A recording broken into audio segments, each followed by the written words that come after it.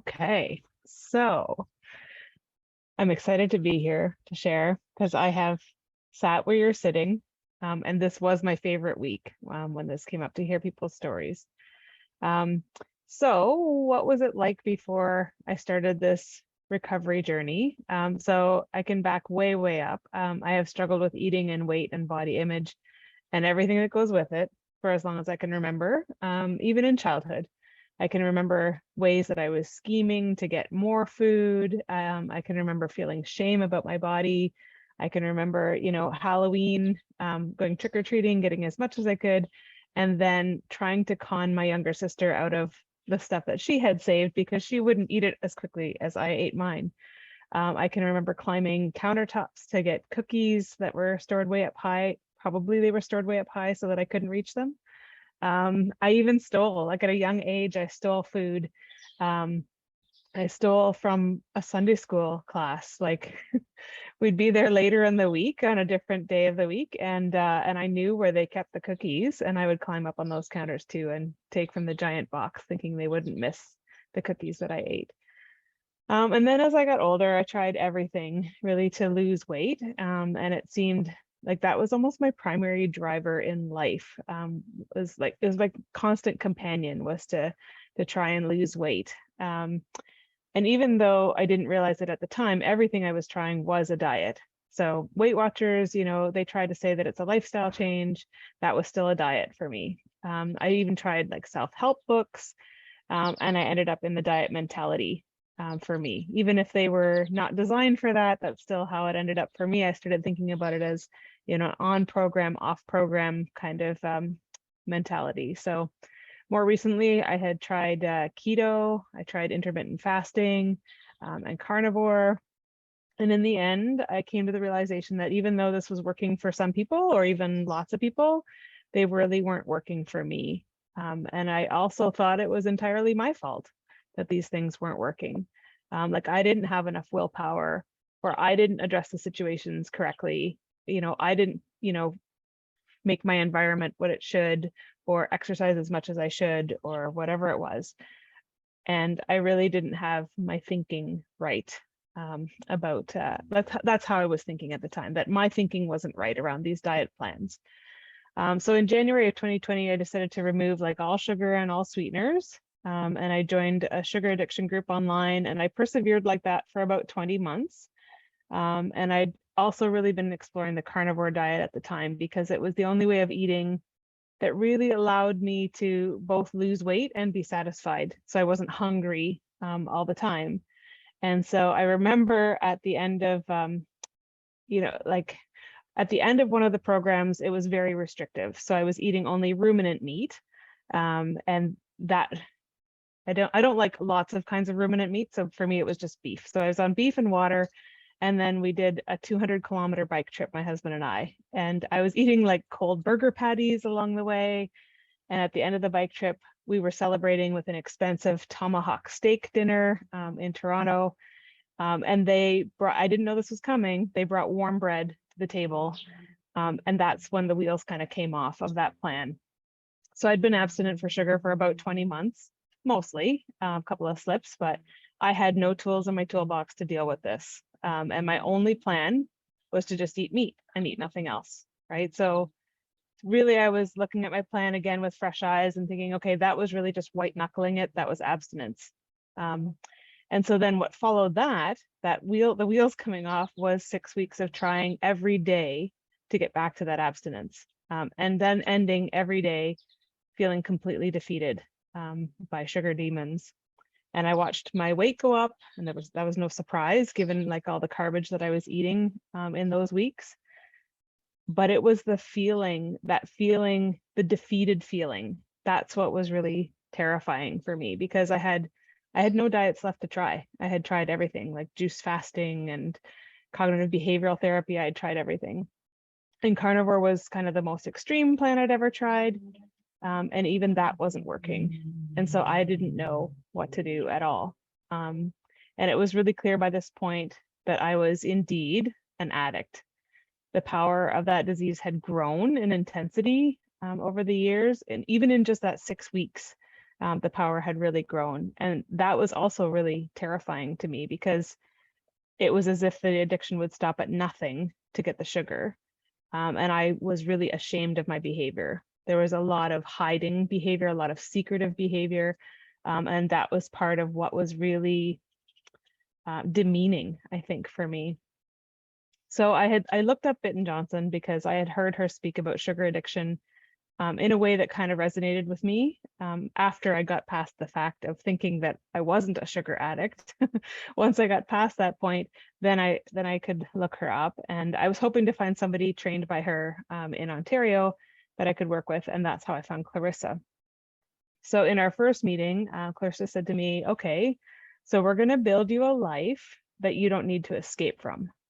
And I was like, "What? What? Like, is escape? Like, that's what I've been doing? Like, why would I do that? I've got a great life. I've got a supportive husband. I've got 2 teenagers. I've got a great job that paid well." And I was like, what I was overlooking, I think, looking back at it, was that I was also trying to get a side hustle business off the ground. One of those 2 teenagers was becoming increasingly difficult to live with. And that great job was in public health, and it was during a pandemic. So I was like, okay, so even for somebody like me who considers myself like Wonder Woman, even that might have been a little bit too much. And so I was even encouraged by my boss to take a leave of absence. Like, that's how everybody else around me could see that I was burning out, and I couldn't see it or didn't want to admit it. And so I did. And that was one of the smartest things I've ever done, was take that leave of absence. And I also had something in me that knew that everything that I'd tried for the past like 40 plus years around my food and my weight and my eating issues, it hadn't worked, right? So I was starting to see, okay, maybe it's not me, why this hasn't worked. Maybe it's what I've been trying. And I thought, wow, this Clarissa, like, she seems genuinely interested in helping me. So I thought, well, I might as well listen to her, right? So how did I find, like, how was the beginning of this journey for me, and how did I find strength to keep going? In the beginning, it really felt like Clarissa was throwing me a lifeline, right? So here's somebody who's genuinely interested in helping me. It was also really hard because she was challenging me to think really differently about pretty much everything. Challenging a lot of the beliefs that I had held, not just about food and weight, but about things in my life. And she was definitely there to remind me that it wasn't just about a diet, this is about my life. And she challenged me to be patient, which is like, I hate being patient, and I hate being challenged on being patient, because I wanted the quick fix. And it seemed like everything that I'd ever tried in my life to fix this issue was designed for the quick fix. And I did not like hearing that this was going to just take as long as it takes. And I had and still have some health challenges that are a bit mystifying to me. And so I've had to learn to continue to be patient in trying to get answers and remedies to those things as well. So besides meeting with Clarissa, I think I found a lot of strength from the meetings. I went to as many as I could during the week, and I listened really carefully to those who were ahead of me on the road to recovery. And I was jotting things that they said down in my notebook.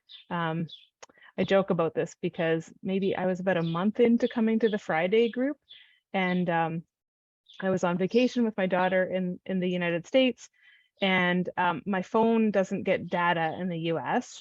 Well, I guess it would if I paid for it, but I didn't want to pay for it. So, and I thought, okay, we had just finished lunch at Red Robin. For those of you who know what Red Robin is, it's kind of like hamburgers. And I thought, okay, the meeting is starting and I really want to go. So I went to my car and parked in a spot that was really close to the Red Robin so I could have their Wi-Fi still. And I tuned into the meeting. Yeah, that's how I knew that those meetings were helping me, because I really wanted to be there, and I was getting a lot out of it. I also listened to a lot of podcasts. I mean, the Food Junkies podcast is amazing, and I listened to some other ones as well. I probably listened to too many. So now I can tell that I've been listening to too many health podcasts when I start to get really confused about the way forward. I can't see the way forward. I want to change things, or, all of a sudden you're hearing, eat this, don't eat this, what's better, eat at this time, not at this time, it's crazy making to me. So like one says eat more plants and another one says eat less plants, and one says weigh and measure your food and another one says just eat until you're full, and one says like do weight training only and the other one says do HIIT training or cardio.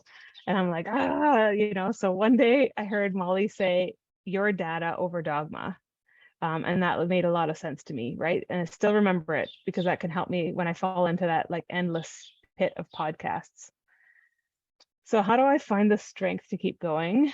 I'm very stubborn. So once there is something that I want, I'm going to go after it. And for me, I really didn't consider that a question. Like for me, it wasn't about strength. I already knew that I could do hard things. Like a 200-kilometer bike ride eating just beef. Like that's a little crazy.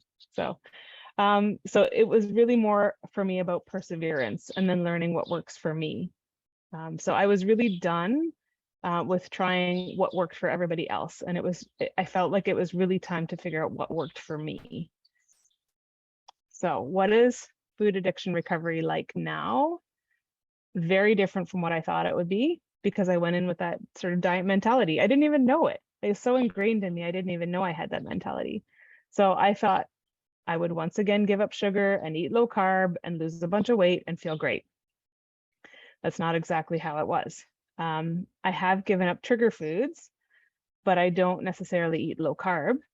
Some days I do, and some days I might have some oats or potatoes. I'm still experimenting, right? So I haven't lost the weight that I hope to lose. In fact, I've gained some since starting this way, and that's still a really tough thing for me to get my head around, if I'm being really honest, and to be okay with that. The old me would have just like simply restricted more, skipped meals, gone hungry, exercised more, whatever it takes to make the weight loss work.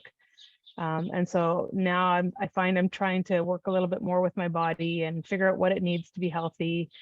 And then I just do hope that, weight loss will follow so that I can get to, a weight that feels more comfortable, where my clothes feel more comfortable. And I am challenging my own belief that I need to lose weight to see it as a success. That's still a work in progress for me, as Clarissa and Molly can probably tell you. So what do I do daily for my recovery? So I do track my food, and I do that for a few reasons. I want to track how my body reacts to things digestively. Like that's part of the health issue that I'm trying to resolve. And then what I've noticed is that tracking really helps me when I've had a food slip. So especially since I'm still playing around with what's on my food plan. So after a slip, I can go back and I can see what food I've had and what may have led to that. But I also track a whole bunch of other things. So I track how much I sleep. I track what I do for my recovery, so I can look back and see what might have been getting crowded out for my recovery. I track what I do for my recovery. I have a to-do list there for work and for what I need to do for the household or for leisure. I track digestive issues and energy levels and sleep and emotions and gratitudes. And then I also use it to set an intention for my day. And then I check in with that intention at the end of the day to see, did I do it? What can I learn from that?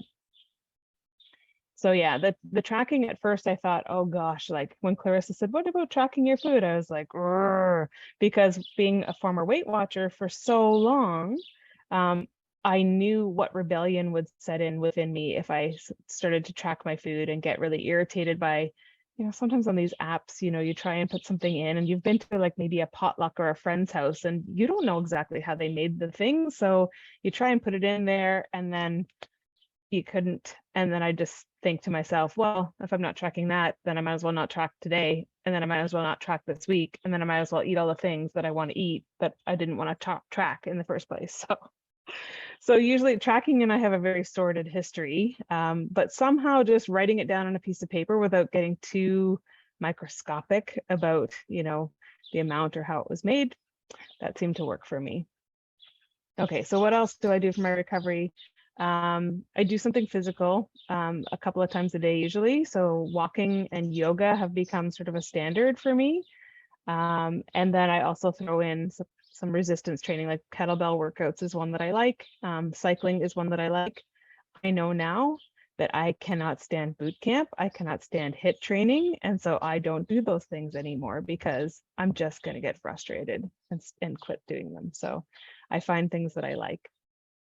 Meditation and journaling are things that I try to get in there as well. I'm still not doing, I don't, I'm not good at doing them regularly is how I would say that.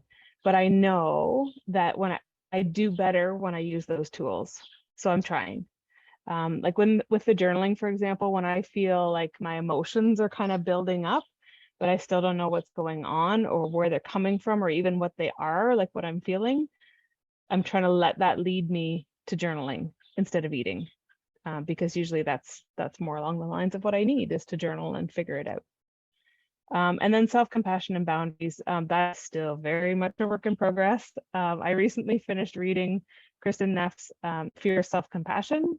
And then after I was finished, I met with a friend of mine and she's a good friend and she was listening to me and she said, Bethany, you are so hard on yourself. I think you need to have more compassion for yourself. And I was like, no, like I just finished this book and this is the result that she's telling me I need more self-compassion.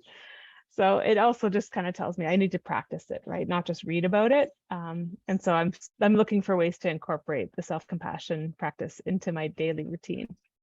And then what did I need to hear when I was first starting out?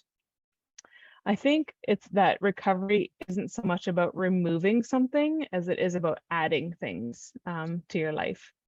And that it's probably going to take longer than you think because it's not a quick fix. And truly, I guess, if I'm being really honest, that's not what I'm looking for anyway. The quick fixes, I know I've proved over the last 40 years that the quick fixes don't work.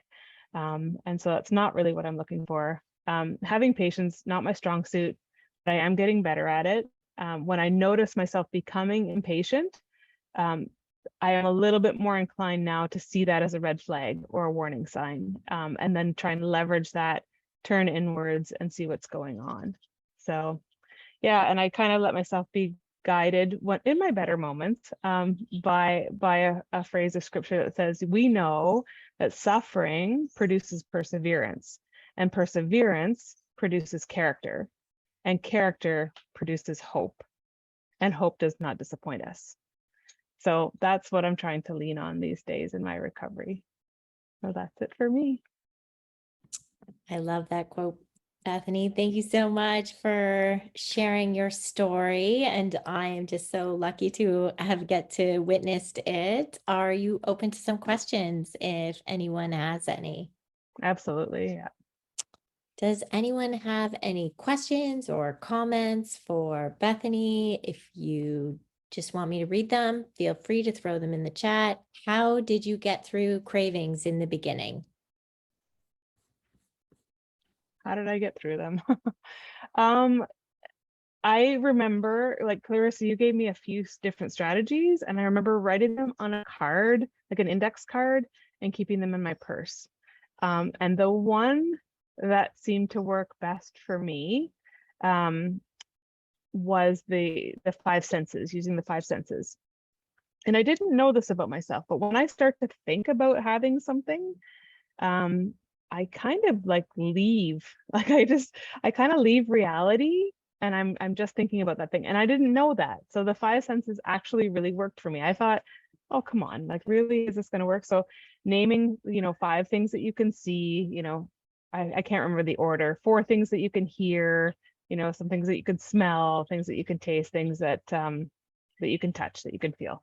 So I don't even know, I don't follow the protocol exactly, but once I start doing that, it really does ground me. Like all of a sudden I'm back in reality. I'm back in my head, in my present state. And I want to say it's kind of like magic. And I don't know, that one just worked for me. It worked better. Like I've heard other people say, oh, well, go meditate. I'm like, that is not the time for me to go meditate. Like when I'm feeling like I just want the thing, like I need something a bit more powerful, a bit more tangible. So that's what worked for me. Yeah, and that grounding is kind of that out of our head, out of amygdala, back into body. And then we can actually see, like, okay, what do I do next? Right. Instead of, like you said, we have that moment of disconnect where we're not even really present anymore. So we need to get back in body so we can move and take action against that craving. So that's an awesome tool. The next question is, which I'm so excited that you get to talk about this because you've created the Mastermind tracking system. So, can you share a little bit about what system you use for tracking things? I took what Clarissa had given me in the beginning, some questions like for the day, and I changed it so that it would work for me. I like to kind of I like to streamline things. I like to expand and like make something better or more effective. And so this was a chance that I got to do this for myself. So I took what she had, this template, and I changed it all up and made it fit on the page better, made it flow better for my day. And so I just created at first it was a 2-page tracker, and then I realized this is just so silly to talk about, but I realized I got it bound into a book, and then I wasn't turning the page to do the other side of it, which was kind of like the day in review. And so I was like, okay, well, then I got to make this fit on one page. And so I just tinkered with it some more, and made it fit on one page. So all those things I talked about, like food, sleep, energy levels, emotions, gratitudes, what you do for your recovery. I even made space on there for my own to-do list. So my to-do list for work, like what are my priorities for work? What are my priorities for home? And I write things on there, and then I have at the end of the day, like, did I meet my intention for the day? The intention's up at the top. This is down at the bottom. And yeah, and it just seems to really work for me. And so I got that bound into a book too. I make like, I don't know, like 6 months worth, and then put it into a book, and just get it printed at our local print shop. So yeah, if anybody wants a copy of what I use, I'm happy to send it. So And what I oh, think one of the things you said you found so amazing about it, also, we're going to probably use it as our sweet sobriety tracking system. And I think Bethany will probably sell it one day because this is what she specializes in. But I think what you found most helpful about it is having it all in one book, all together. It gave you that data so you could go back on times when you were feeling really like, "Oh, okay, I think this month I was doing really well," or something, and go back to look what you were eating, what yes. you were doing every day. It's like your own book of information. Yeah, exactly. And I think that it also works for me because it's paper and pencil. So it just sits there, by my laptop most of the day, or I can take it with me. I've taken it with me on vacation. And if I'm gonna be like on my phone on an app, also get really distracted. So then, I might I open my phone to like track something on the app, and then before I know it, I'm like deep in an Instagram hole. And so that doesn't work for me. And so I need it to be paper and pencil, and I need it to be simple. It can't be an app where I track my food where I have to look up all the foods, because then I'm like, well, they put in asparagus, and this person in my fitness pal put it in this way, and this person put it in this way, and their calories are different, but it's the same amount. Which one do I pick? And I'm like all up in my head and going a little bit crazy. So paper and pencil is what works well for me. I write down 10 spears of asparagus. Boom, done. I don't have to think about it anymore. Yeah. And then, as Clarissa said, it's so helpful for review afterwards. I can just flip back and I'm like, okay, so I haven't been sleeping well lately. What's going on? Or I haven't, oh, by the way, if you get a copy of this where it says BM, that's not Bethany Mazru, my initials, that's like the other BM, like bowel movement. So we track that too, because that's what I'm trying to figure out for myself, like what helps with my health. Amazing. Yeah. And it sounds like everyone in the group is pretty much, they want the Bethany system. So we will make sure that everyone gets like a copy of what you've done. And that way they can too make it their own, because like you said, it's so important that it does work for you in your day. And maybe what you do might not work for somebody else. And again, our whole process in this, it's like, figure out what works for you and do that, because that is what you will actually do at the end of the day. And you've certainly mastered that. So thank you so much for sharing, Bethany. For sure. I'm so glad that now bowel movement is going to be in your video for your Yeah. YouTube account. Super. Oh, it's not a good day unless you have one of those. Let's be honest, right? Okay, so next up, I have Kathryn, and Kathryn was in group one. I think she was in group one of our first sweet sobriety groups, and she has her own unique journey. And so, again, I'm not going to do the spoiler alert. I'm just going to let her share her story. And then, same thing, if you guys have questions, we'll spend a little time with her after she speaks. So, take it away, Kathryn. How do I follow that? That was just inspiring. I was like, oh my gosh, I'm so excited. Let's go through the program again.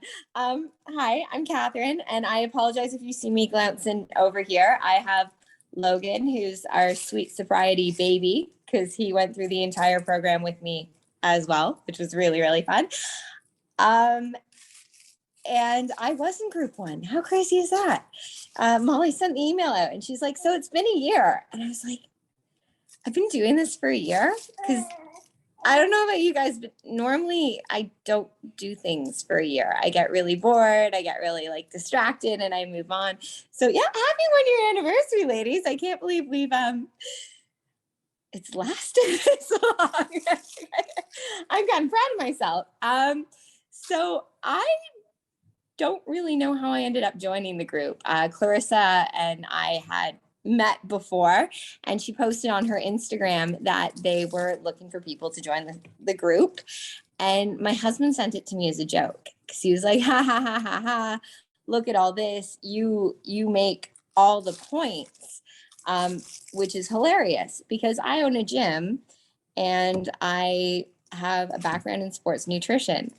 Ta-da! So you wouldn't look at me and go, oh yeah, that girl, yeah, sugar's her problem.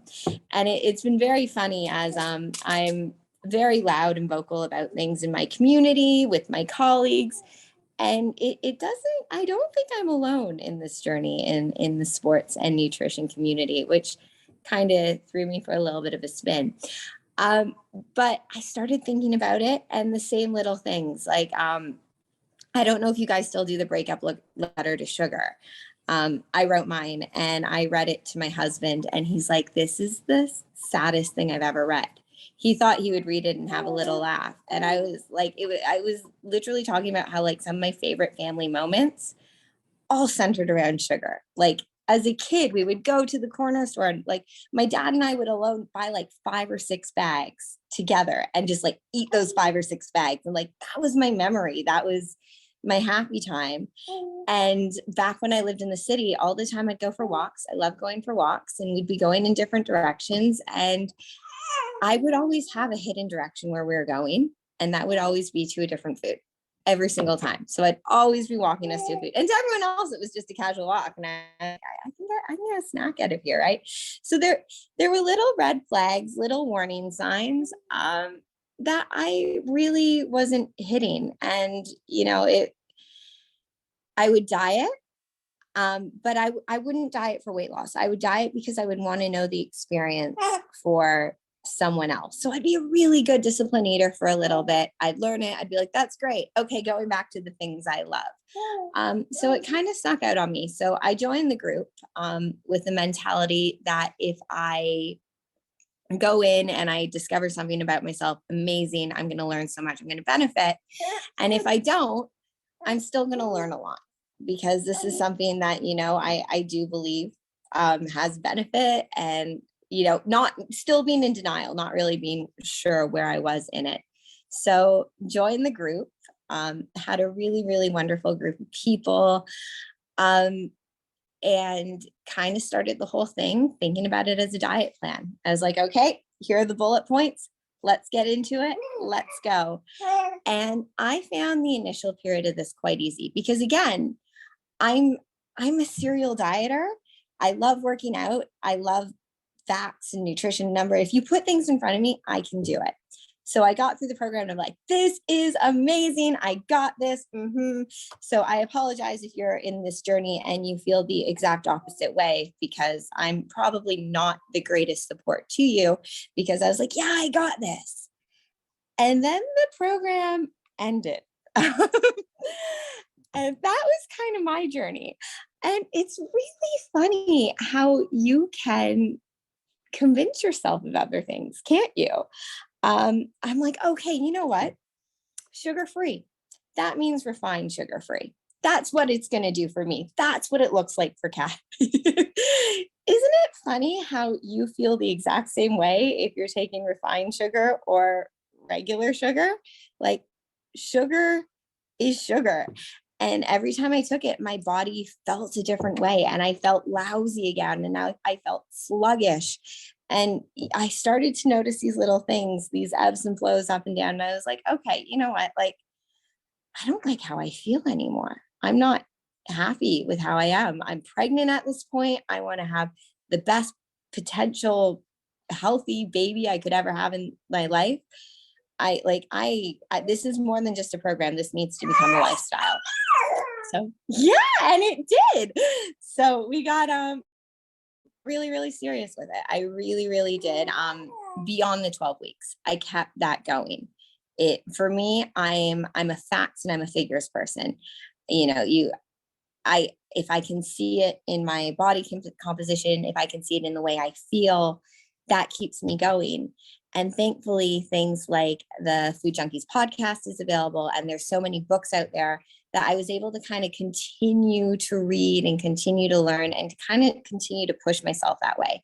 Because I think even when you're in a program like this and you have all the support and you're around people, the brain is so incredibly powerful, and it can say to you like, hey, like, is it really that bad? What's one little thing? Is it really going to mess things up for you?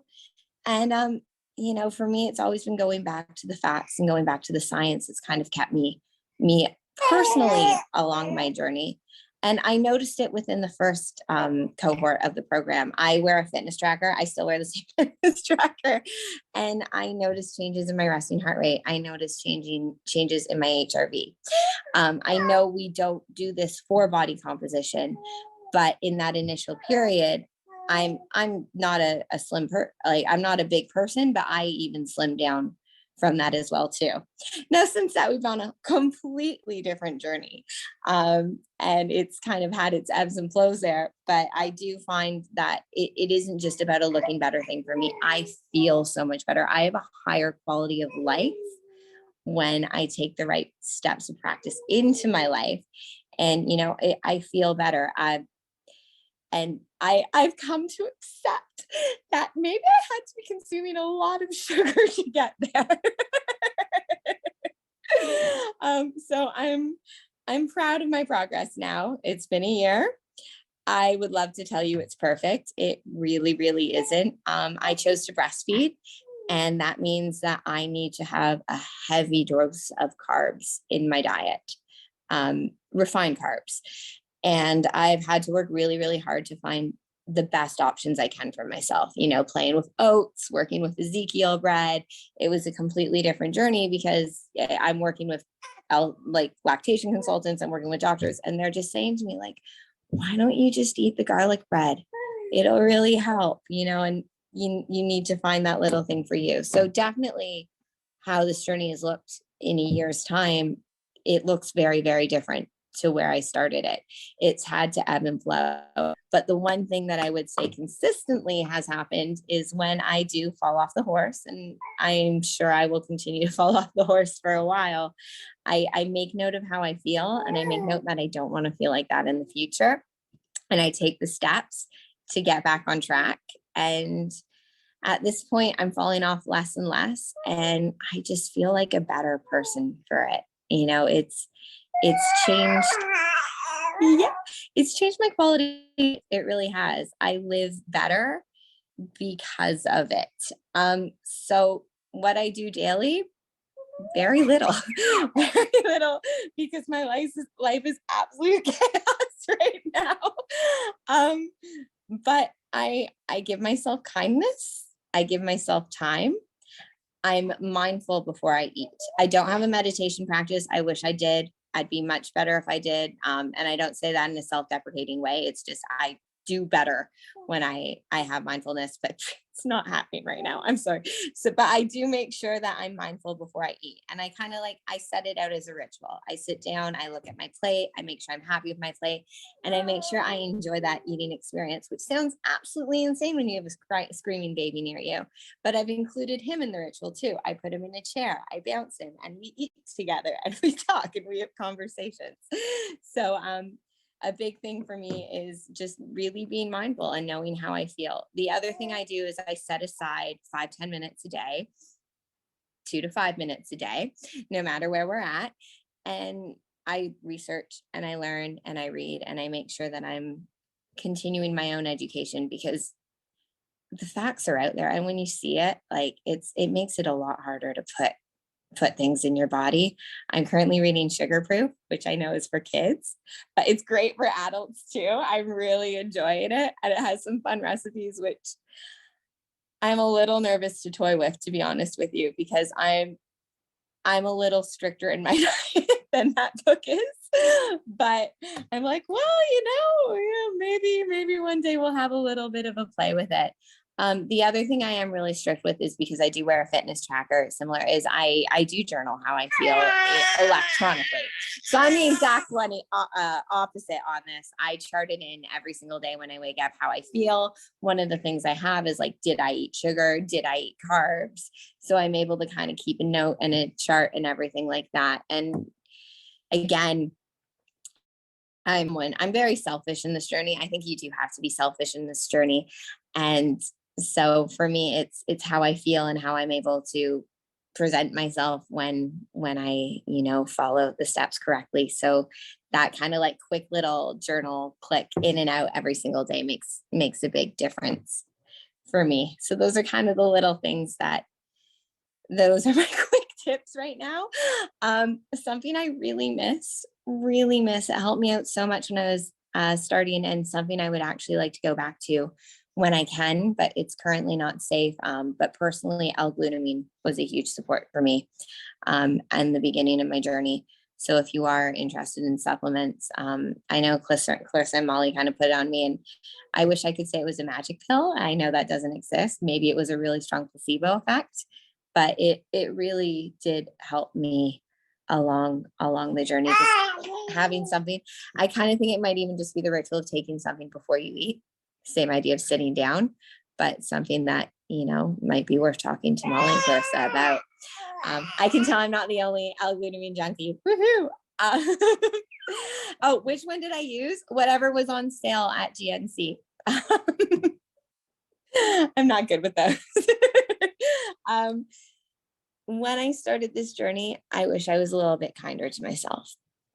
I think you come into this community, and it's a very wonderful, supportive community. But I remember leaving the group and being like, oh, we're all really mean to ourselves in our group.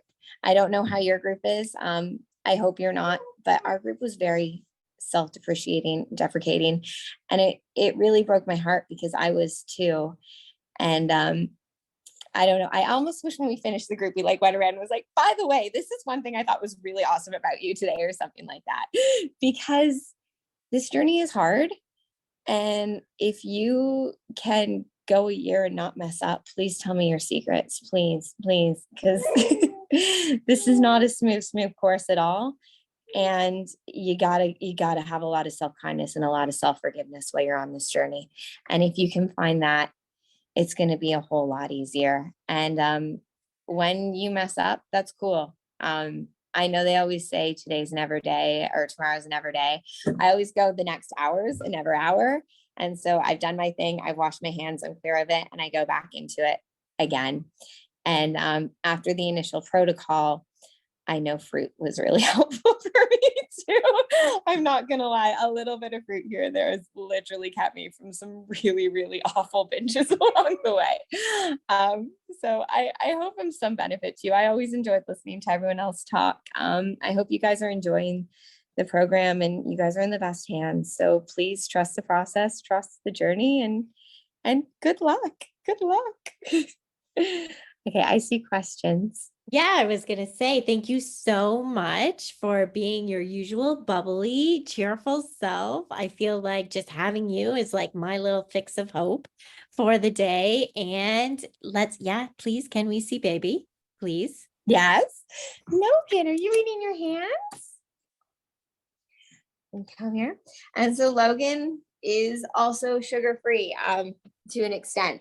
Funny thing, I Oh, love sugar, but it's my hope. And I come from the CrossFit community.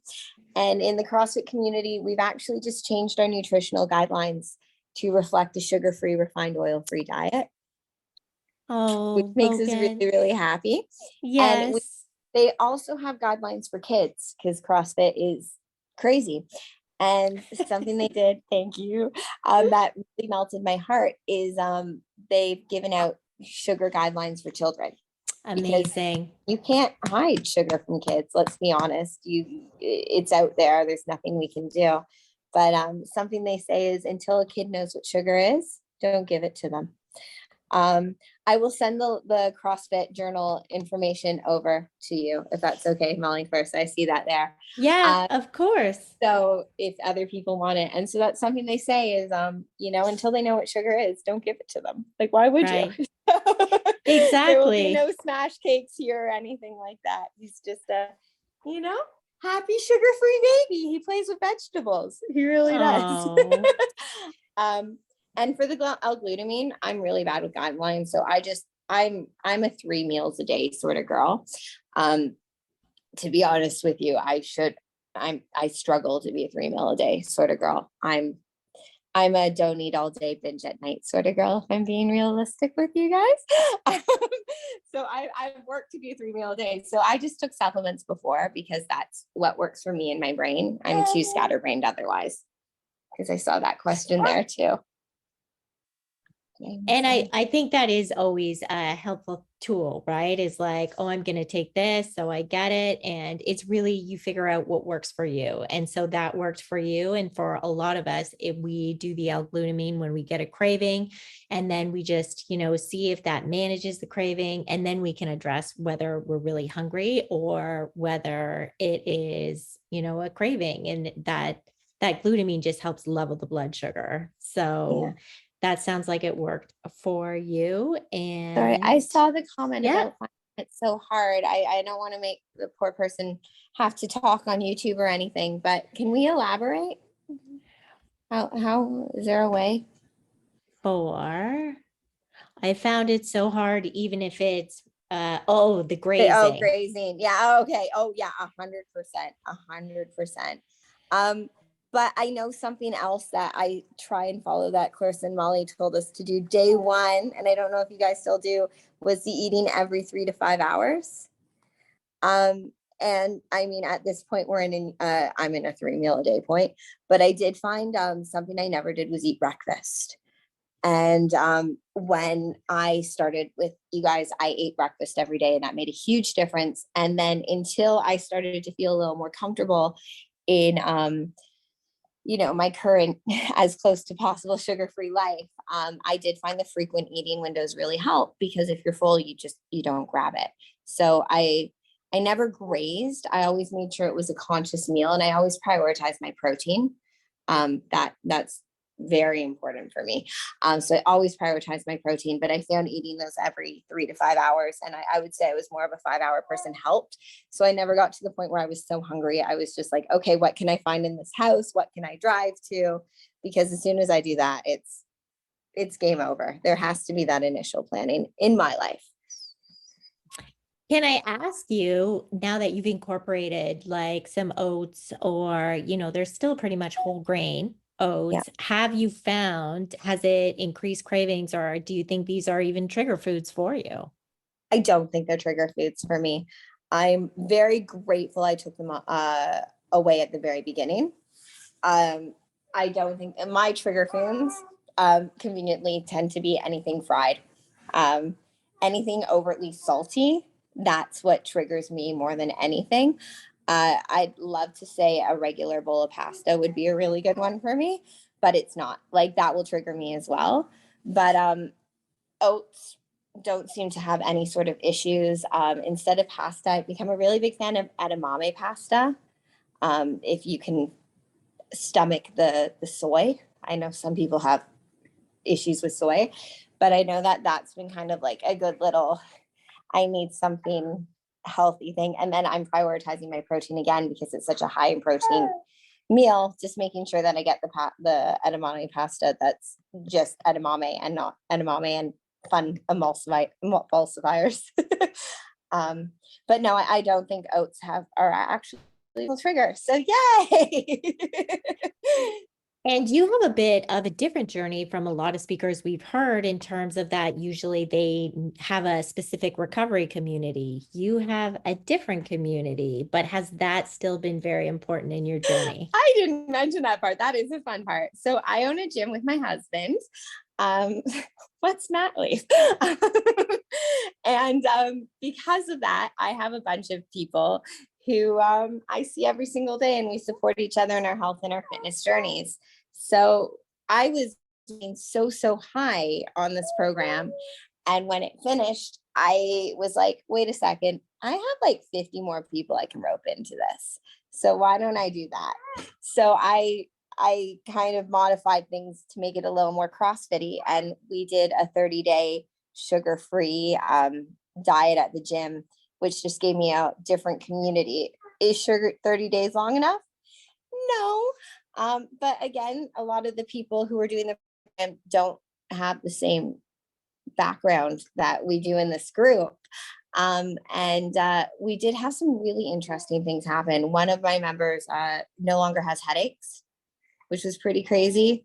We had one who realized that if she got rid of the sweet stuff, she could get rid of all of her celiac issues. Like, so her GI health just changed tremendously, which I would say is something as well. And so out of that group, and I think we had about 45 people do it, I'd say I have about 5 more friends who eat the way I do, which I actually think is a very high number. But please remember, I come from a CrossFit community and we throw super heavy pounds overhead. So it's the type of people that would jump onto that anyways. And we keep a rule at our gym. I mean, there are rule breakers, but we are a sugar-free community. If you go to CrossFit Muskoka, we have sugar in the gym. And people always try and sneak it out with cakes and cupcakes, and we kind of pull them aside after, and we're like, can we do something else? If you bring Gatorade into my gym, I will throw it out. It waters the plants. It always gets replaced with an element, but which I'm actually drinking right now. These are great. And they're allowed at the very beginning too, because it's just stevia, right? Like, seriously, they're amazing.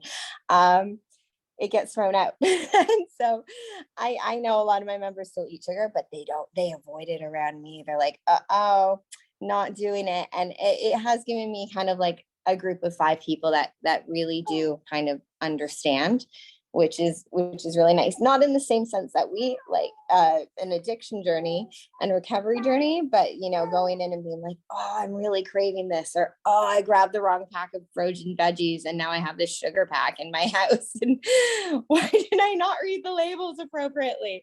So yeah, it's been really nice to have that community. And if you are someone who is into high intensity training, I cannot recommend finding a CrossFit gym near you, because you will meet a great group of people who will openly support you on this journey. You don't need to tell them why you're sugar free or carb free, but they're going to be there with you. You'll probably find a friend who will do it with you, and someone who will probably someone who's already doing it.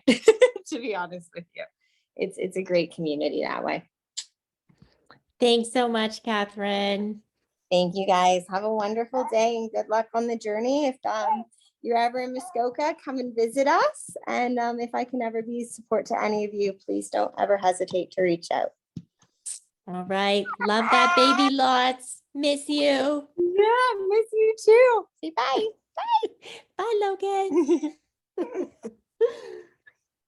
All right. While we are waiting for Jennifer to join us, I think Bethany is going to tell us a little bit more about her experience with community and why it was so important. Yeah, thanks. I can't believe I left this out of my story.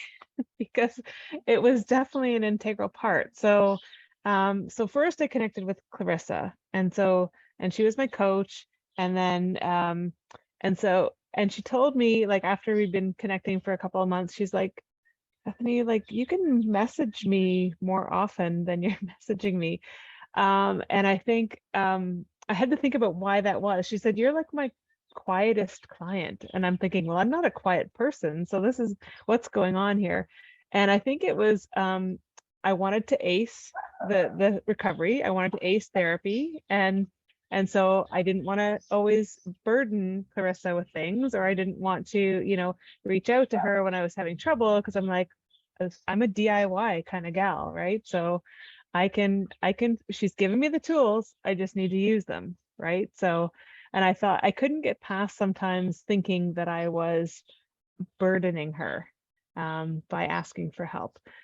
So then I was in the Sweet Sobriety cohort number 3. And it was a really good group, like online, when we shared things with each other. When you find people who are needing recovery and going through it with you, I found that you can go really deep, really fast, which is amazing. You can just cut all the crap and get to what's really going on.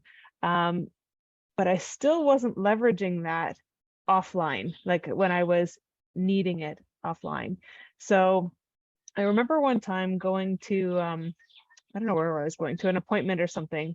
And I thought, there's a health food store next door, and I'm going to go and see what I can find that's kind of like sugar-free, or like protein bar that has a health halo around it or something. I just wanted something. And I had time to think about it, and then I still did it. And I bought it and I ate it. And then afterwards I thought, what should I do? Why didn't I just use the WhatsApp group that I'm a part of and tell these people, hey, this is like my inner addict voice, who I've nicknamed Big Bertha. She's nattering at me to go and buy this thing. Why didn't I just tell on her and get some support from the group? Because for me, if I just message the group, that's almost enough. Like, even if nobody responds, that I've still like kind of like cut the addict voice, cut it off. And so the next time that happened, I told people before I went, I had to go to a strip mall for like blood work or whatever. And that strip mall was like my old haunt. Like, that was where I would go to buy all the things, right? And so I think I knew I was going there. So I reached out to the group first and I said, hey, I'm going to this strip mall. I'm just putting this down in WhatsApp just so that I don't buy whatever. I'm committing to all of you, because I have enough of like a good girl kind of mentality that I would be mortified to go back and tell them, oh, well, I messaged you, but then I went and did it anyway.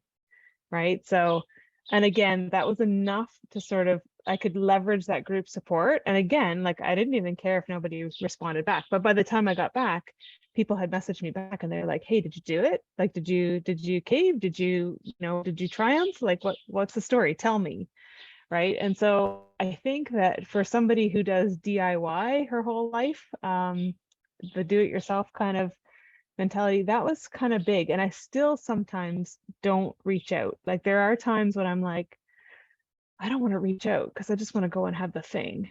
But then I'm like, okay, but I know how the story ends. And I need to write a different ending. And so I'm going to reach out and just see what happens. When I read the Russell Brand book, Recovery, there was something in his, I think it was in his step 3, which isn't necessarily about community. I think it's about higher power, but he said something, it just kind of hit me, that it resonated with me. He said, so like, am I going to do this like from my own brain that has like the brain that got me into this problem in the first place? Like, am I going to create some kind of plan out of my own brain that's going to get me out of this mess? Like, of course not.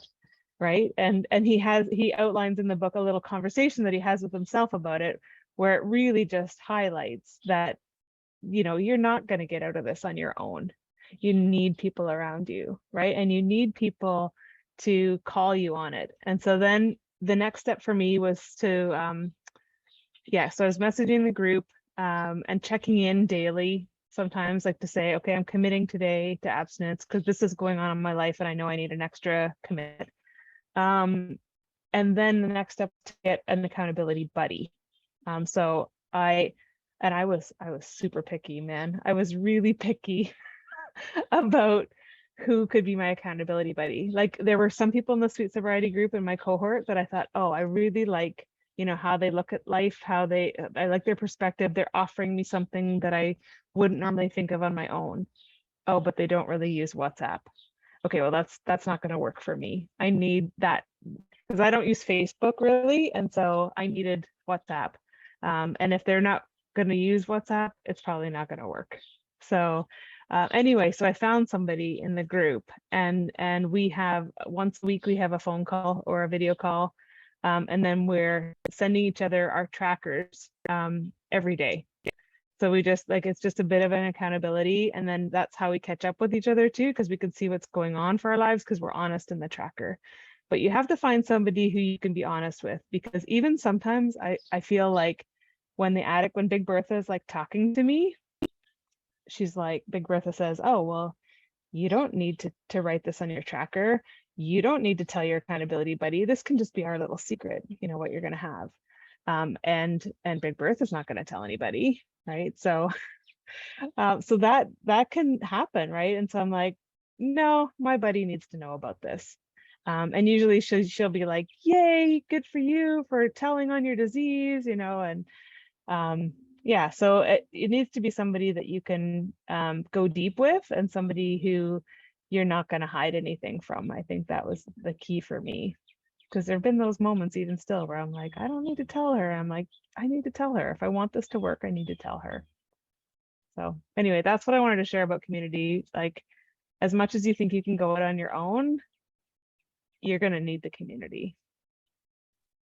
I think it's such a great point, and I just appreciate that you and Kathryn have both talked about that, and our speakers last night talked about it too. And you know, and they come more from a 12-step perspective, and that's the fun thing about the different speakers that we've had for each of these groups. But I think it's super important because we are halfway through, and this group does end much quicker than anybody anticipates it ending, and you need to be building these connections now. So if there are people in, you know, even if it's the entire cohort that's meeting right now, or if there are just a few of you, whatever, or go together to some 12-step meetings if you're nervous about going alone, or don't go to 12-step meetings. There are plenty of options in the client resources that are non-12-step that are meetings that you can find communities, because what Bethany and Kathryn are both saying, we couldn't do it alone, and we had to find our own way. We had to find what works for us. You know, Jennifer is going to share her story and her community. You know, she's found community in another option, and I'll let her share about that for sure too. But Bethany, were you going to add to that? I was just going to say, because there's a question in the chat, how do you remember to reach out if Big Bertha is in control? At the beginning, I didn't remember. I sometimes I conveniently forgot that the group was there, because Big Bertha is a bully, man. She's loud, and she doesn't want me to reach out to the group, right? Because she wants to keep me in shame, and she wants to keep me in the dark and in secrets. So it just took practice. So that first time that I talked about what I was like, okay, when I did my review, my food slip inventory, I was like, oh, that was a moment where I could have reached out to the group. And so then the next time it happened to be in the same location. So it was a little bit easier because I could then remember it. And I was like, oh yeah, I'm going back to this location. I'm going to message the group right now. And sometimes it just means doing it when you think of it. And don't give yourself an out and say, I'm going to do it later or when I feel like it or whatever. Like whenever you think of it, do it right then, because there's something about that puts like a stake in the ground. And it's like putting Big Bertha back in her place. So. Yeah, that was a perfect description. Does anyone else have any questions? I see that Jennifer has joined us. Anyone else have any other questions? And also check the chat, because Kathryn put the links for the children's guide, which looks awesome. I just peeked at it, and adults as well in terms of nutritional guidelines for CrossFit. So those may be some other resources that you can find helpful. All right. And Molly's going to post them as well. So you will have plenty of resources. And then with that, and Jennifer, just so you know, is just coming out of a peer support group that she is leading. And now she's coming into our support group. And so she has been on this journey as well for a while. She's also taking the holistic medicine for addiction through Bitten Johnson's course.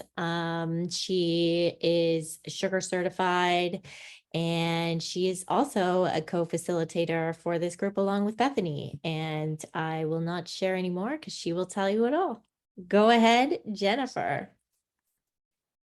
Thank you. Thank you, Molly and Clarissa, for asking me. I'm honored. Yeah, so I'm come off of that group. And so just taking deep breath, right, recentering.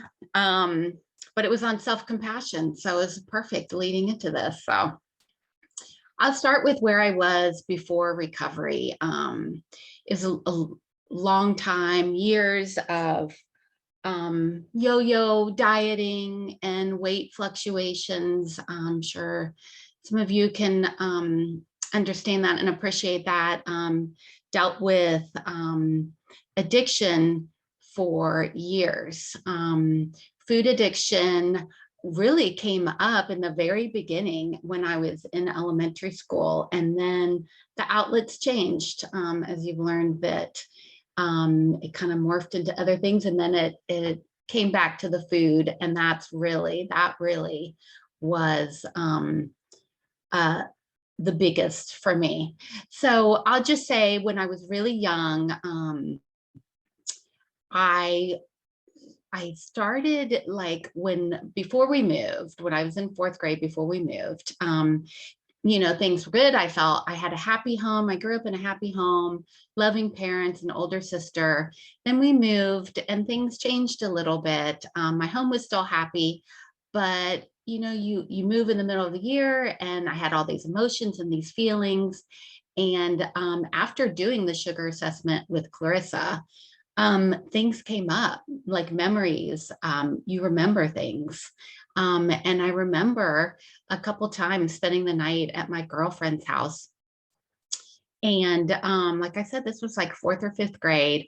Her household was set up different than mine.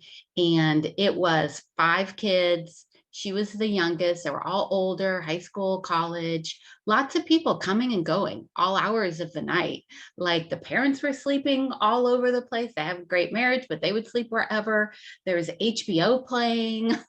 Like that was not anything I had in my house. Like I don't even think we had MTV.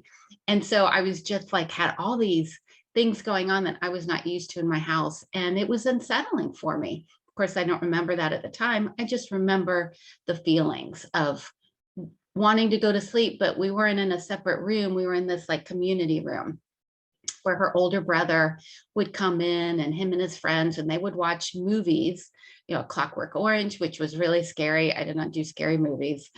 And I remember times where I was unsettled and going into the kitchen and looking for food and finding sugar cookies, and I would take them back.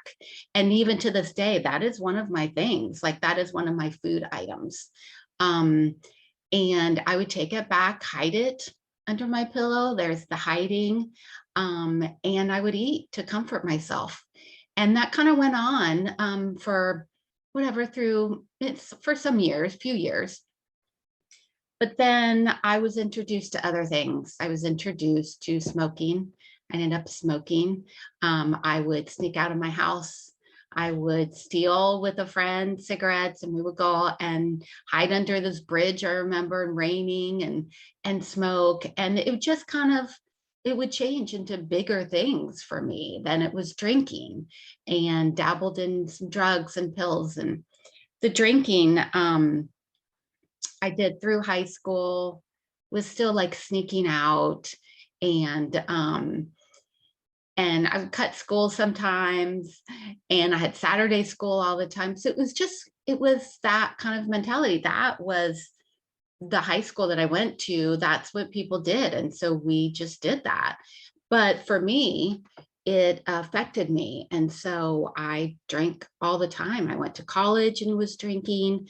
And then there just came a point in my life where I felt like, this is not what I want. This is not the life that I want for myself. And it was just going to get worse. I remember walking to the top of the stairs in my apartment and being out of breath because I was smoking, or nights where, I mean, I would black out from drinking. I would not remember, how did I end up in this place? Why am I here? I don't even remember.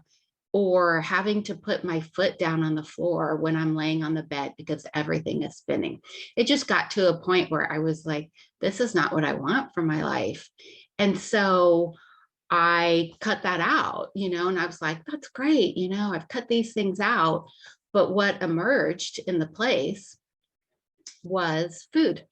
And at first I didn't realize it, and started getting into different diets, doing the low carb, doing all these different things. Then I fell into exercising, and that became a thing for me. It was like just never enough. Like I would overdo everything. And so I would work out 2-3 times a day. I remember going back to this rec center that was in our town. I'd go back 3 times a day. I would do weight classes. And so things that were good, I overdid on them. And so that kind of started, like I said, with the food. I would start to eat and I would gain weight. I ended up having a thyroid problem. So that caused me to gain weight faster. And I would just kind of go up and down for probably 10 years or so. I got married in that time. I had kids in that time. And I really just was never happy with myself. Inside, it was starting. I just wasn't happy. And looking back, I really wasn't happy in high school.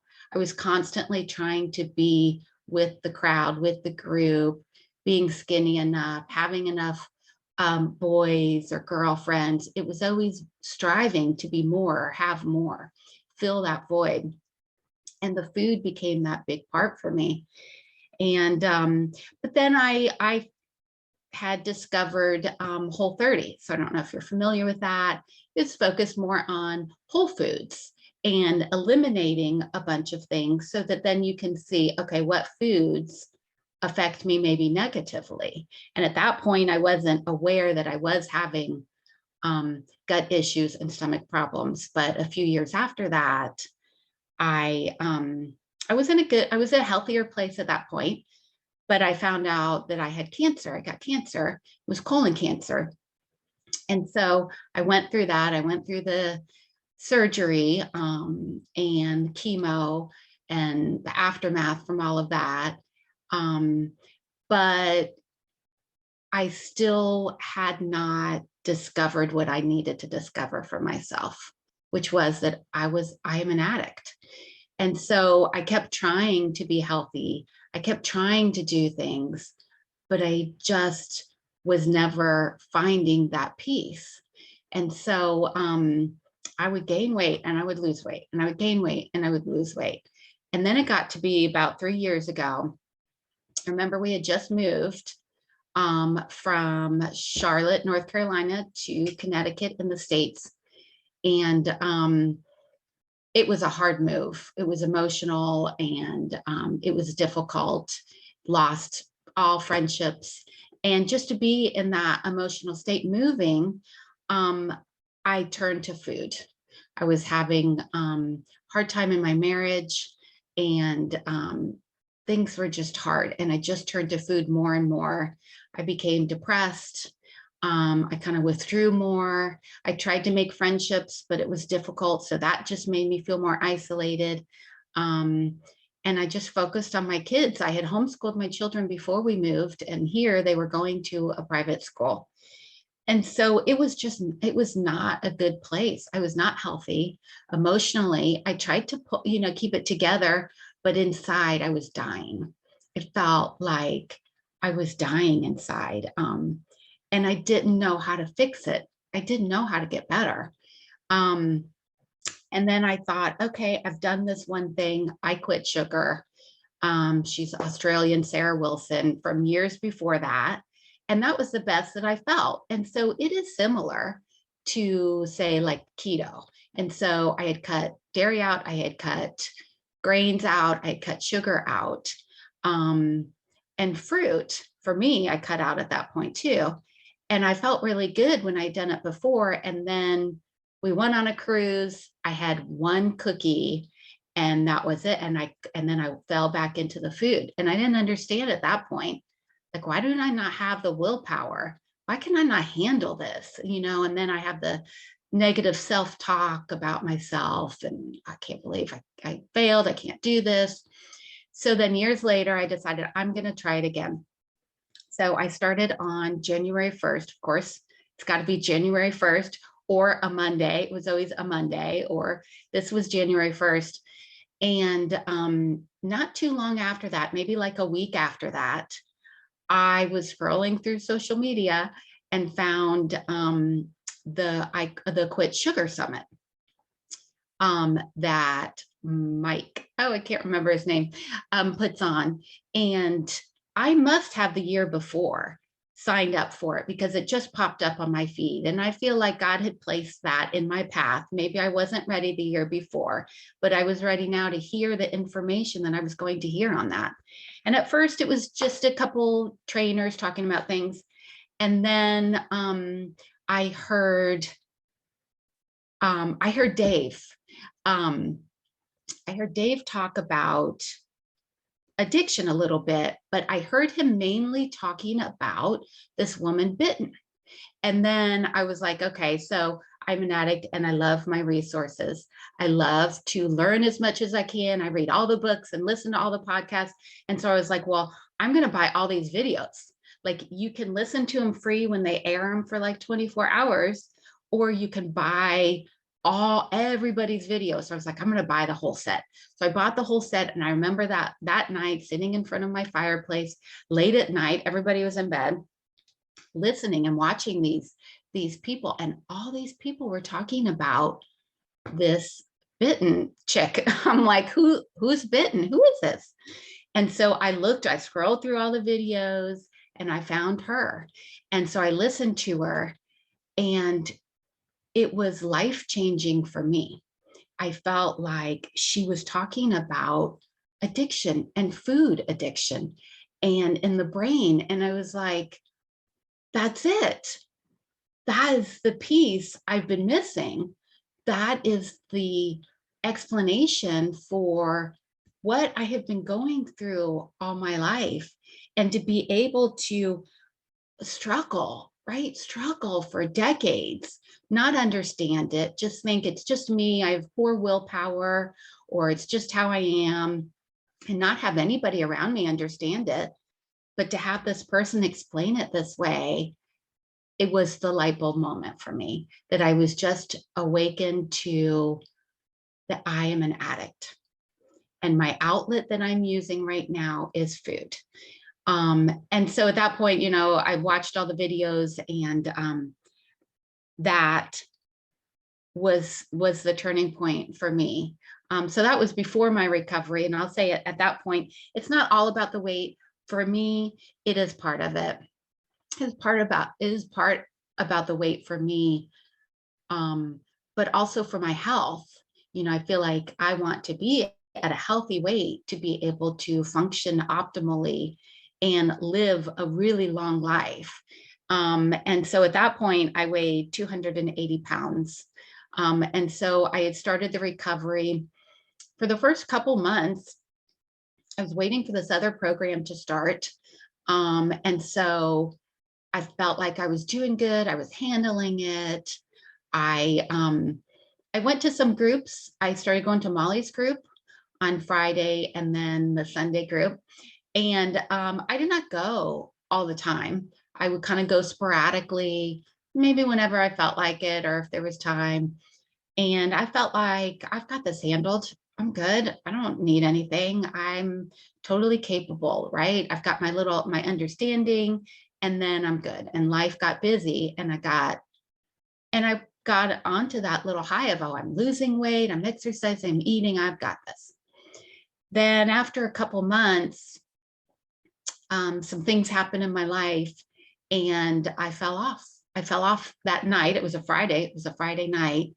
And that's when I thought, I think I need more.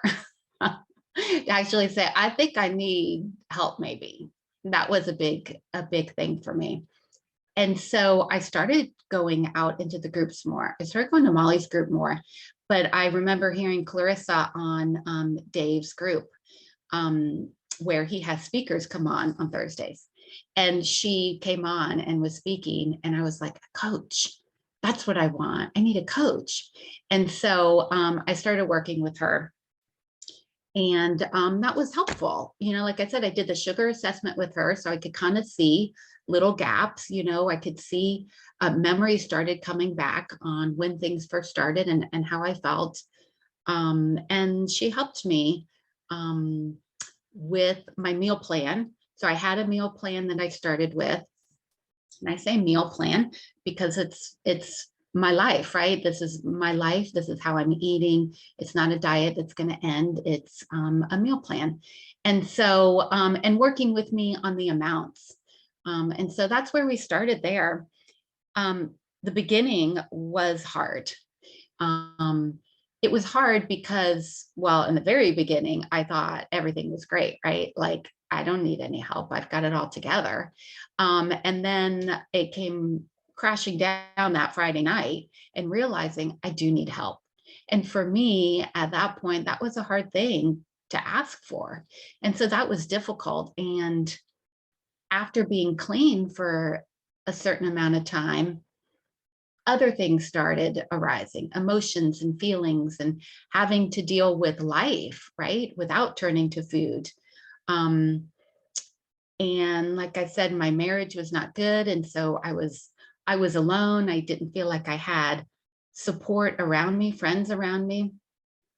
And so it was really hard. And so community became such a key piece for me, that I started this other group I had been waiting on. I was going to the free groups when they were offered.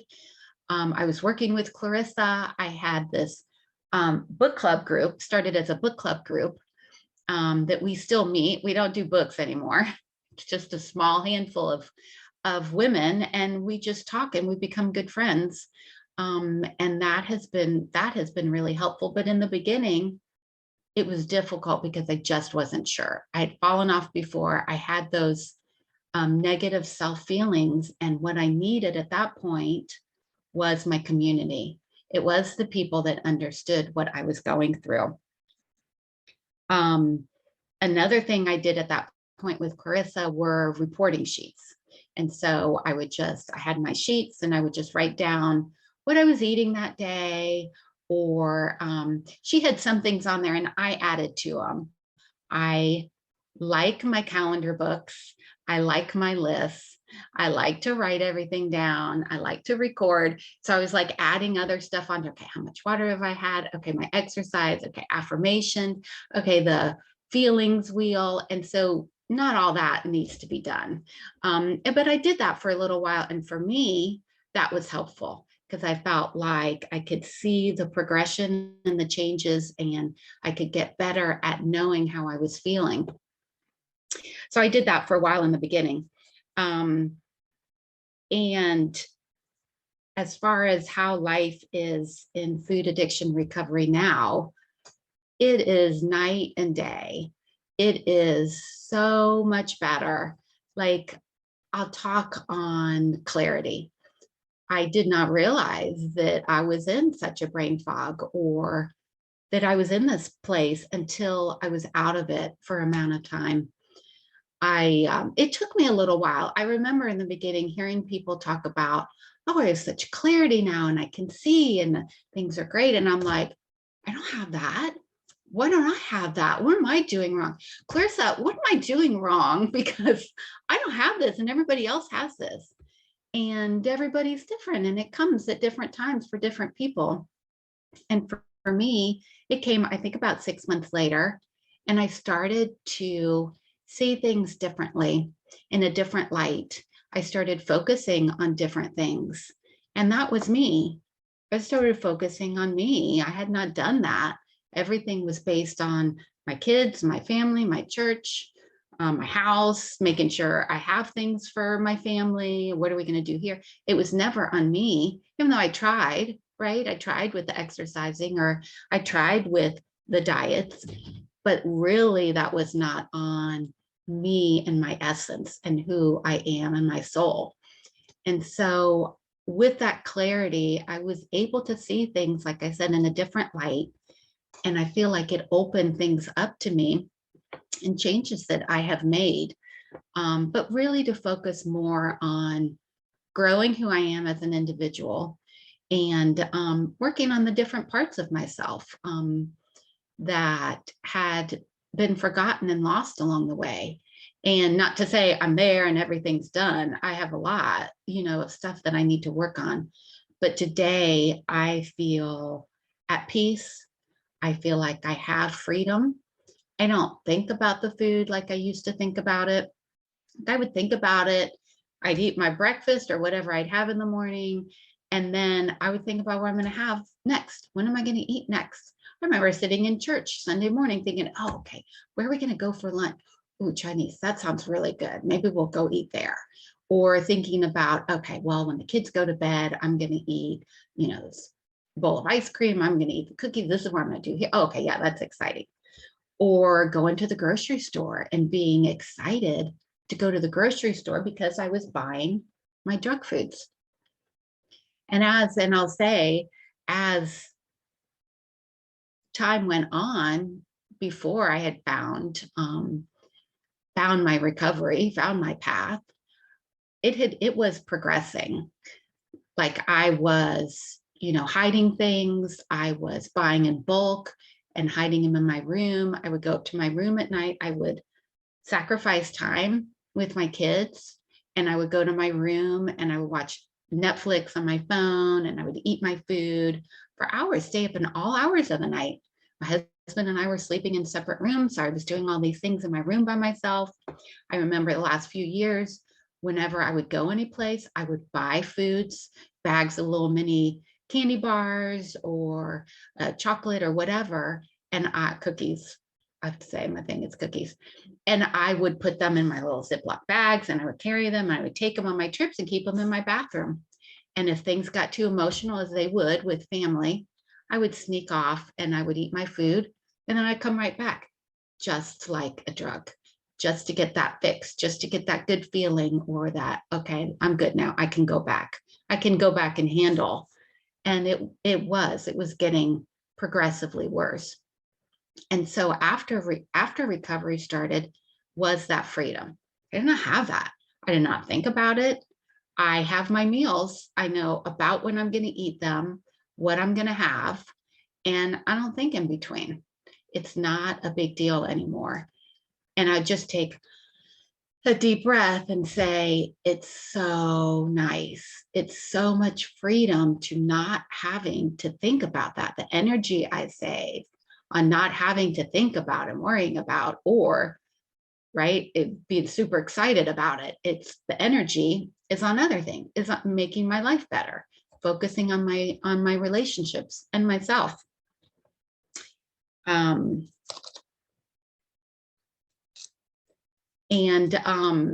And dreaming, I think. I've always said there are things that I want to do all along my life, right? We have those thoughts, but they came and went. And now I was able to actually dream, okay, what kind of life do I want? I first started, I was about 45, and I was like, okay, I'm getting up there. What am I going to do? I'm not happy. I'm not happy where I'm at.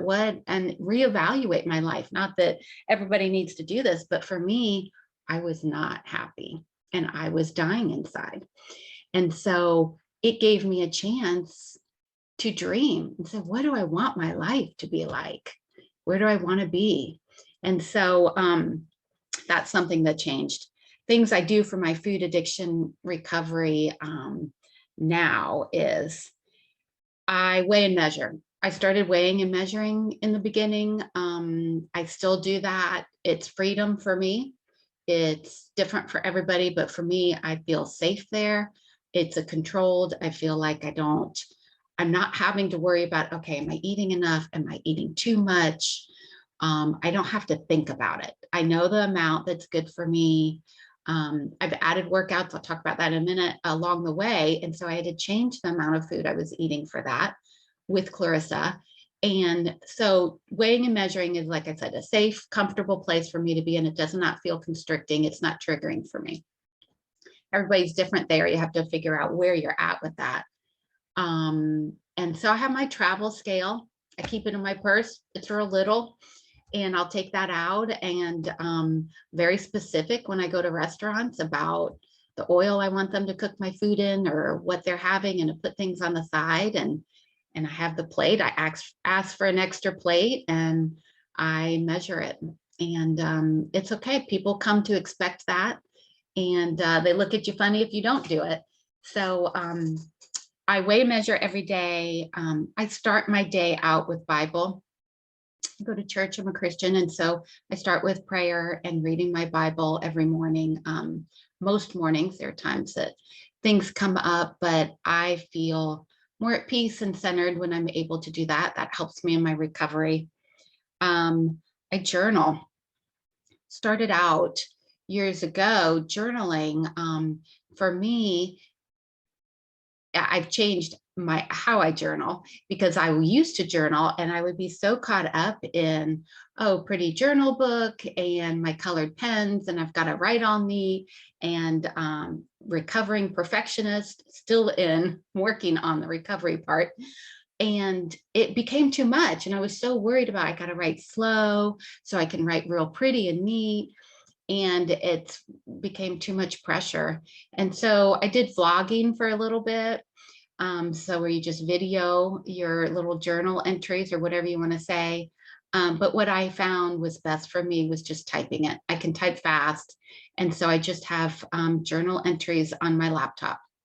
I do pick a pretty font, but I can do that in the beginning, and then I don't have to worry about it anymore. And I don't go back. I don't change the typos. And, I have Grammarly on my laptop because of my kids. And so it's got all these colored underlines, but I don't go back. It's not about perfection. It's just about getting the thoughts out, and letting my God help me process those feelings. So journaling is a big part.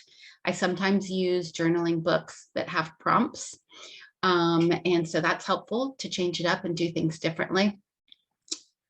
Self-compassion, there's a self-compassion workbook that I've done that has journaling prompts. I work on mindful eating.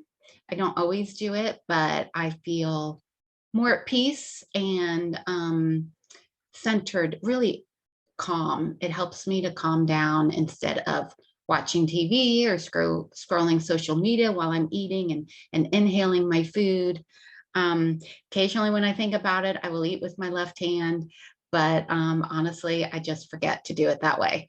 But it does slow you down. So if you're interested in that, do that. But it's a peaceful time. So I do enjoy doing that. Connection is key for me in what I feel like was really starting my recovery, were the groups, finding your people. And that takes time. And try different groups. Everybody's different in what they resonate with or what they connect with. And some groups that I know, close friends that really enjoyed, were not right fits for me. And so I had to keep trying different ones to find the right fit.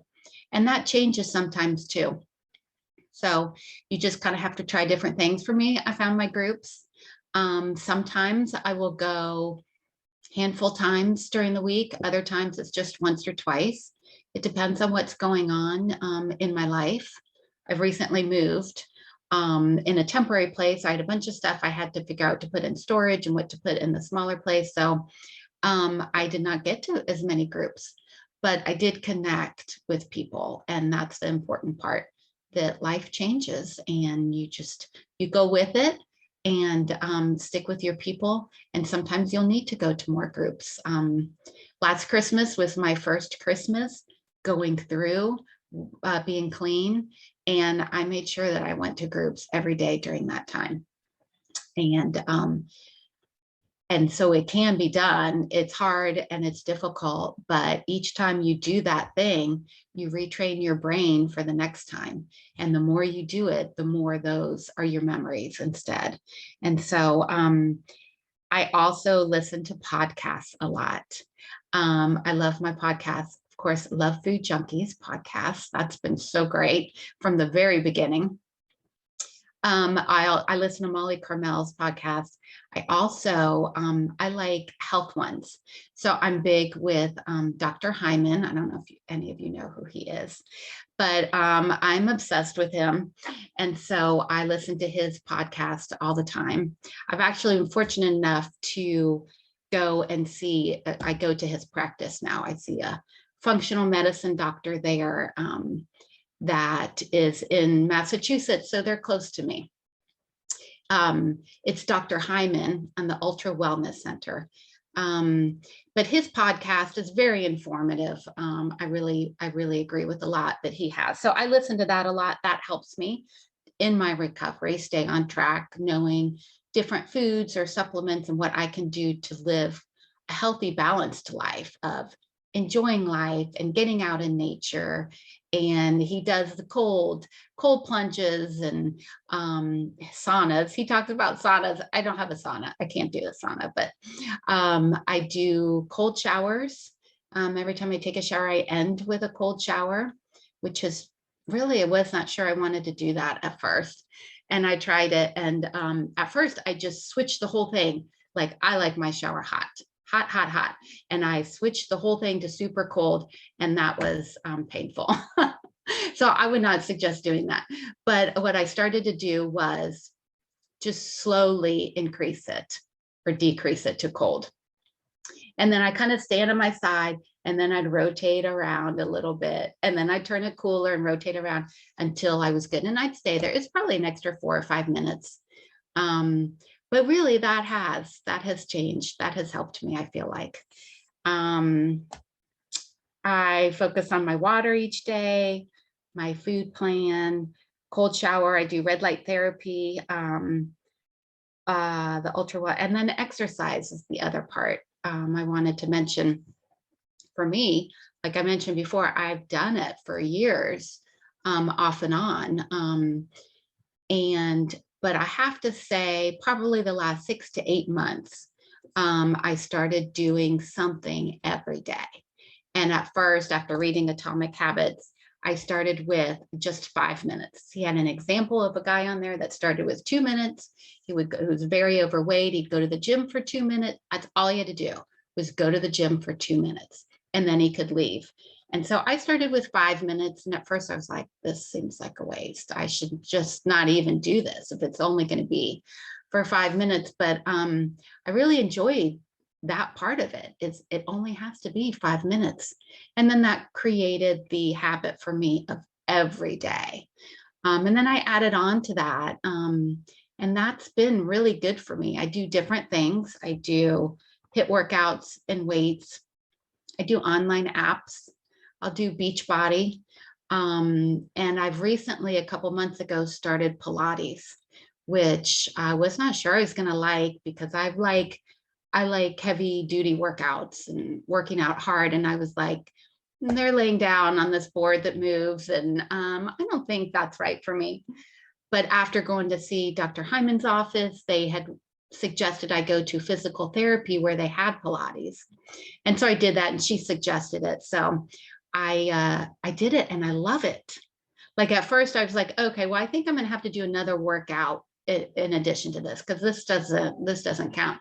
But after a couple of weeks, it really does. It just works on different parts of your body, strengthening and lengthening and core.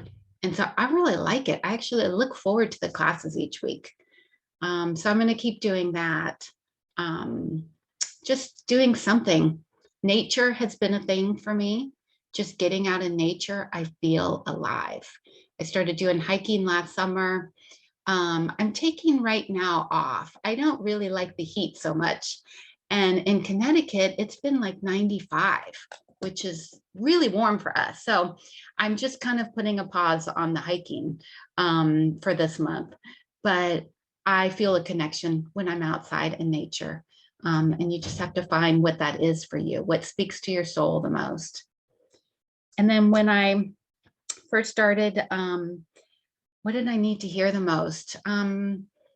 There are lots of things that came to my mind when I was thinking about this. Community, that is a huge piece, I feel like, is whether you think you need it or not, just reach out to people. Find your groups, try the free groups, go out on the Facebook pages, look for other groups. There are paid groups you can do or coaching. Just find your people, find your community.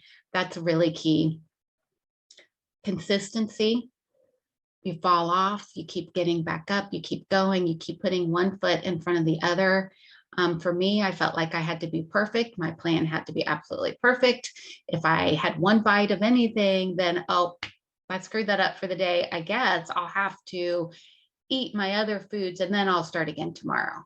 It's not, it's progress, right? Progress over perfection, one day at a time, consistency. And everything you do, but consistency is the key. Focusing on the journey and not the numbers. I was obsessed with the numbers in the beginning, and that's not what it's about. It's a lifelong journey. It's recovery, and we're all in this together. And not to be so consumed with how many days do you have? What are the numbers? Comparing, oh, they have this many, or this is what they're doing. Just focus on yourself, concentrate on yourself. And then I'll just end with, there's so many ways that I have healed through this, through starting this journey in myself of my whole life.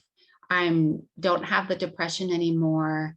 I feel so much better. I feel stronger about myself. I'm not at the healthy weight that I want to be at, but that's not what it's about right now. It's about, I mean, health is, but to be that number, I don't have that number in my head anymore that I used to have. This is my goal weight. That's the weight I want to be at. That's not where I'm at anymore.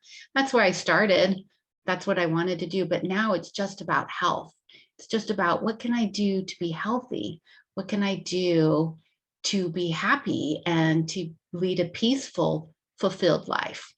And so I feel like mentally, I'm in a much different place. Physically, I feel stronger for just doing physical things that I enjoy. It doesn't have to be strenuous. It can be whatever you want it to be. I did horseback riding last summer. Loved it. Really afraid at first, but loved it. It's about getting out and trying new things. I feel emotionally better about myself. I'm not down on myself. I feel confident with myself. I feel comfortable. And I'm just dealing with life in a new way. I feel like I have a whole new mindset, and I'm excited. I'm excited about life and what is going to come next. So I think that's it. Thank you for listening. I appreciate it. Thank you for sharing, Jennifer. I like that whole idea of, people, you hear it often, and Mike Collins is big for saying it, come for the vanity, stay for the sanity, right? Kind of deal where like we have this initial, many of us, and though it's not everybody's story, many of us have this weight loss goal in mind to begin with. And we're like, ooh, this is the answer, right? And we do treat it just like another diet, but then things start clicking and we're like, oh, this is about something bigger. And yeah, so there are some questions in the chat that I'm going to ask you. So somebody was wondering, what is it like weighing food in public?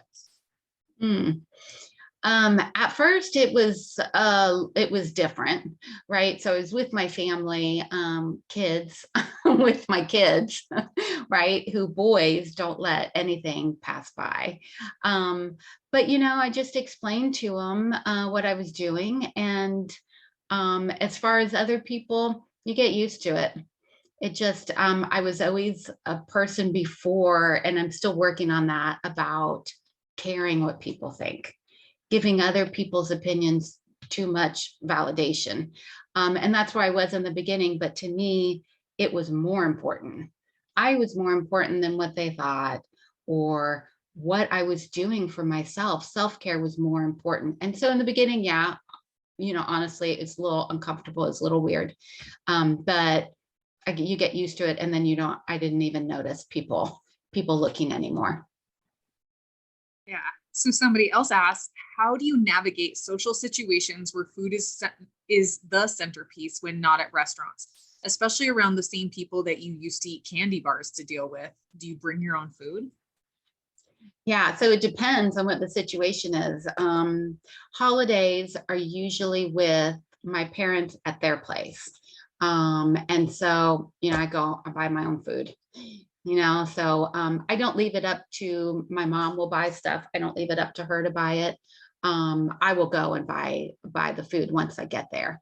A lot of times I'll bring my air fryer. So if I'm going to a friend's house, I won't do that. But if I'm going to stay someplace, I will bring my air fryer because it's so easy to just fix my own food in that.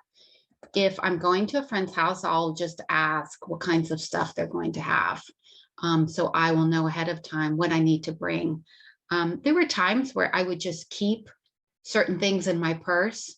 So if I was stuck in a situation like the chomps, meat sticks, I would buy those online on Amazon, and I would just grab a handful and keep them in my purse. So if I was stuck someplace and I was really hungry, I at least could be safe and just have one or two of those, so I wouldn't eat something I wasn't supposed to.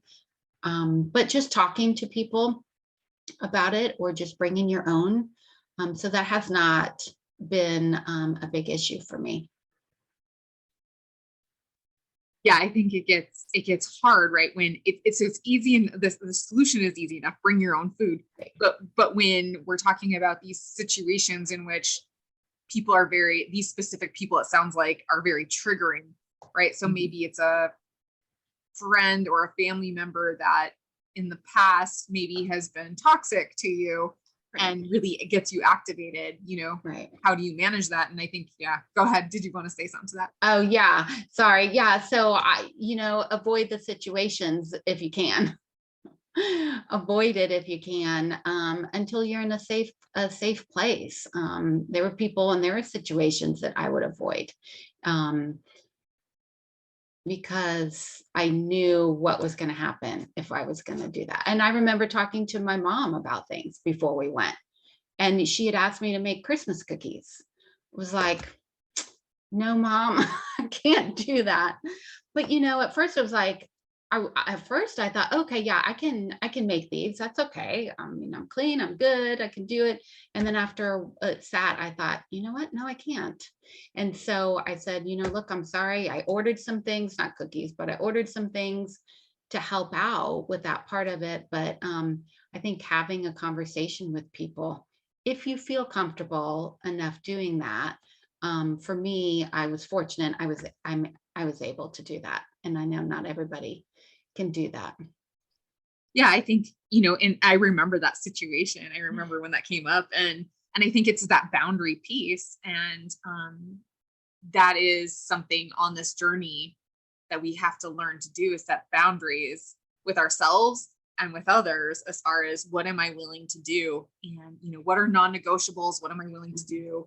Am I willing to put myself in these potentially dangerous situations where I'm going to be touching, smelling, seeing these things that if I just absentmindedly lick my finger because there's frosting on it or something, right? Is it going to send me right back into the whole thing? And is it better if I, like you said, order something else to help out and just do a part of it? And that may not be your truth all the time, but in the beginning, certainly it's about protecting yourself. And somebody earlier, Kathryn earlier was sharing, early on in this journey, we have to be selfish, there is a selfish piece to it that we have to have. Okay. Somebody wrote, my problem with doing that is that they all think I'm back to crazy restrictive eating when it isn't that, not at all. Yeah. Yeah. And I've gotten that. I remember getting that from the people closest to me. Like, oh, here she goes again. She's doing another one. You let your actions then speak, right? You just do your thing, and you kind of sometimes have to put that aside. And it was hurtful. And that was hurtful to me. Like, yeah, but I'm doing this for me, and you want that support, but I think sometimes you just have to let that be, and you just keep moving forward, and you let your actions speak. Yeah, I would agree with that. Right? We have done so many quote unquote crazy things, right? The family members or friends or whomever, significant others are just like, oh, here we go again. How is this time it going to be any different? And yeah, it's the true, and they have good reason to have those beliefs. But is it helpful to us? No. So everybody has their limitations. They may not be the people that you can go to for support for those things. But that's why, like everybody today has even said, like, that's why you find your community. That's why you find that group that you're willing to go to. And even Bethany was saying earlier, like, hey, I would shoot a message out to WhatsApp, even if nobody responds to me. I have this group on WhatsApp that and just getting that support that way. So yeah, absolutely. Well, Molly, can I just jump in there? Yeah. I just wanted to jump in there and tag on, because one of the things I learned from somebody else in the group about this, because people do, like, I do feel self-conscious sometimes about what do people think, and for those of you who have had the privilege of being in a group and meeting Jose, I write down some of the things he says, because it just helps me so much. And he likes to say about this, ain't none of my damn business what other people think of me. And I have remembered that, and I can bring it to mind when I find that I'm up in my head or in somebody else's head thinking, what are they going to think of me? What is my mom going to think of me? What is my sister going to think? What is my friend going to think of me if I do this? And I get Jose's voice in my head, and he can go toe to toe with Big Bertha, by the way. And I just remember, it's none of my business what they think of me. Let them think what they want. I need to do what I do for me.